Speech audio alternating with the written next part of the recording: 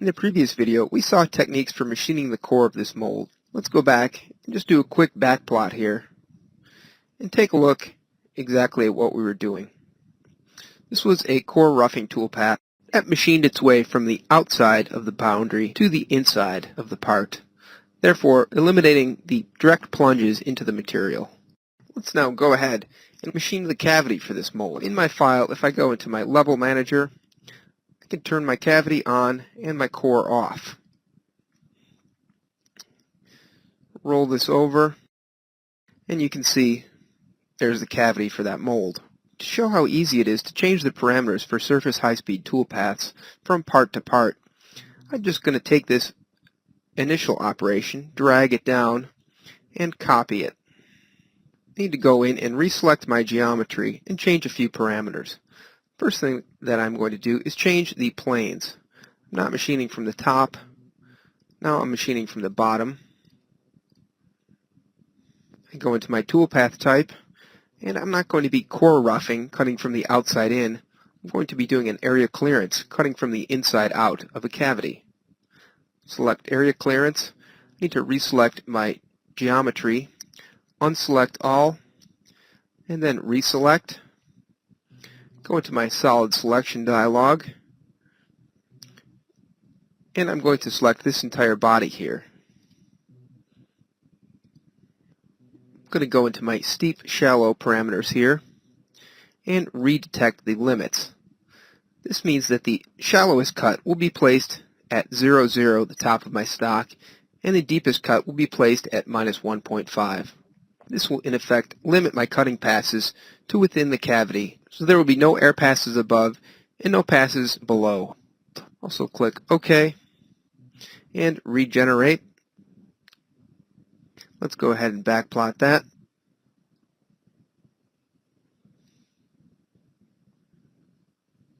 And the cutting strategy we can see for area clearance is entering at the center of the part. I have helical entry set here, and machining from the inside out. Let's go ahead with one final check, and we'll verify this operation. And that's exactly what we expected.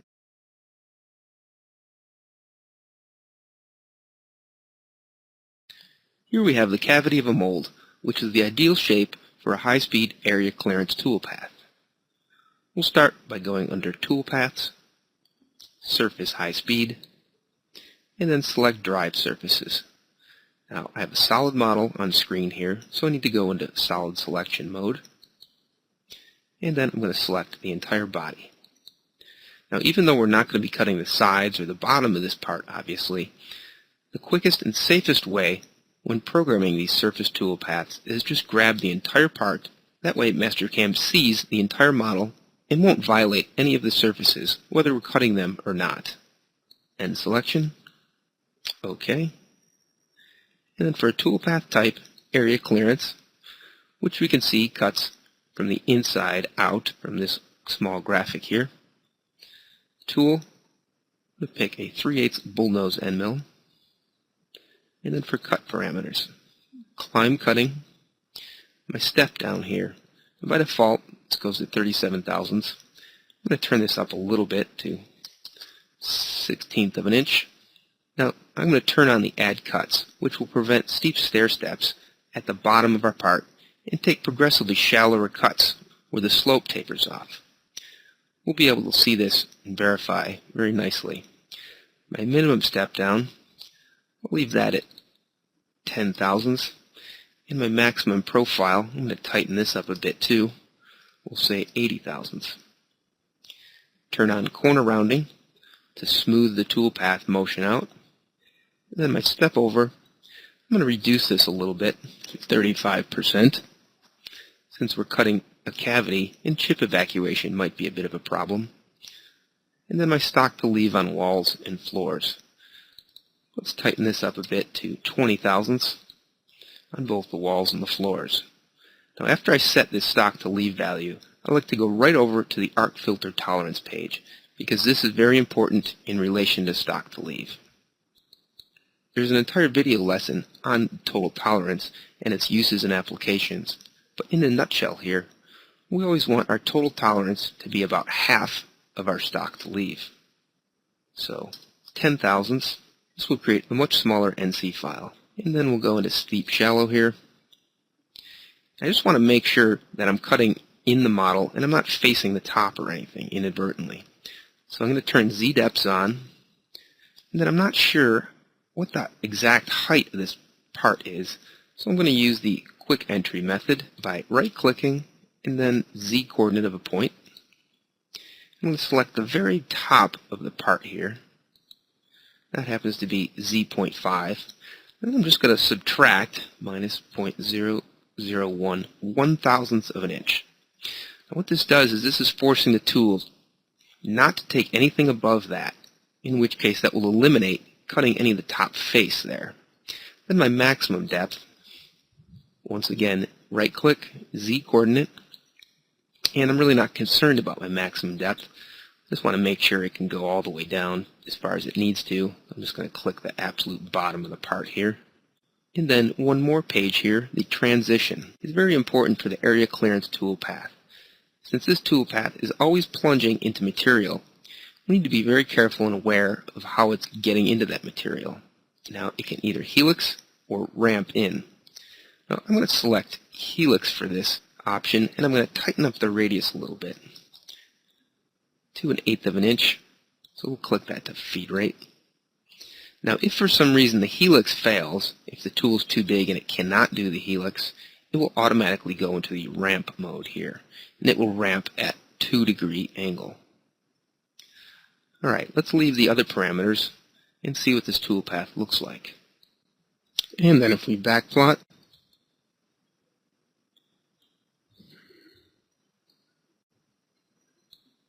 and zoom in a bit here and study the toolpath, I have my arc motions in my backplot turned to orange and linear moves are blue. So we can see nice arc motions in the corner here, and also the full helix is an arc. Now we can go ahead and verify this. And we're taking 16th inch step downs all the way through.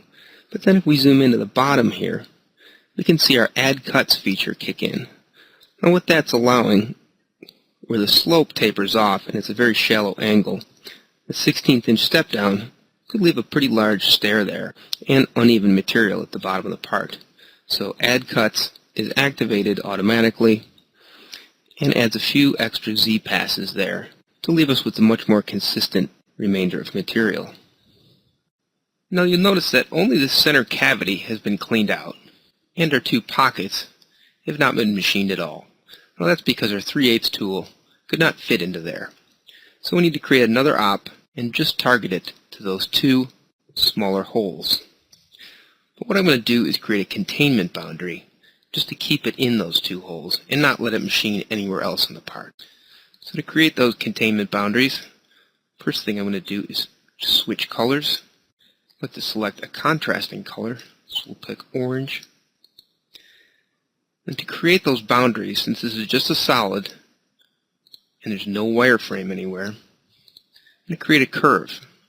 Create curve on one edge. I'm prompted to select a surface, pick that upper ridge, and then this one here. Okay. And now we can see I have two nice arcs, which will be my containment boundaries. Pick up this first operation, right-click, and copy after into the parameters. Then we're going to leave it as an area clearance. However, now we need to set up our containment boundaries. So we'll go out and select them. That one and that one there. You can see those are added here. Then for a tool, we need something smaller than that 3/8. Let's try this 3/16. Then down to our cut parameters, step down 18 thousandths. We'll turn that up a little bit. We'll say 25. The minimum step down, we'll leave that at 2.5 thou. Then the max profile. I like to set this just a little bit above the step down. So let's say 35. Then our XY step over, we'll reduce this a bit here, 30%. Then our stock to leave on walls and stock to leave on floors. I'm going to tighten this up since we're using a small tool and there's going to be subsequent small tools going into those features. We'll say 10 thousandths. Then go right to my arc filter tolerance page. Make sure this is going to be half of stock to leave. So 5 thousandths. Then our steep shallow here. Now since we have a containment boundary, that's going to effectively limit the tool to a certain region. So I don't need to limit the tool using the steep shallow or Z depths. So a good point to take away from this lesson is the two main methods for limiting the regions machined by the high-speed toolpaths. And that's either using Z depths, such as our first example, or containment boundaries for this particular toolpath. And then regenerate, backplot,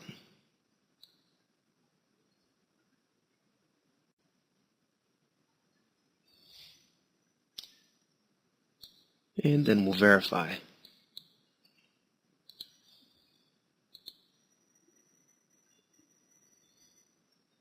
That looks pretty good. Once again, we have our main step down here, up top, and then they get progressively shallower, so we get a much closer representation of the final shape of this part.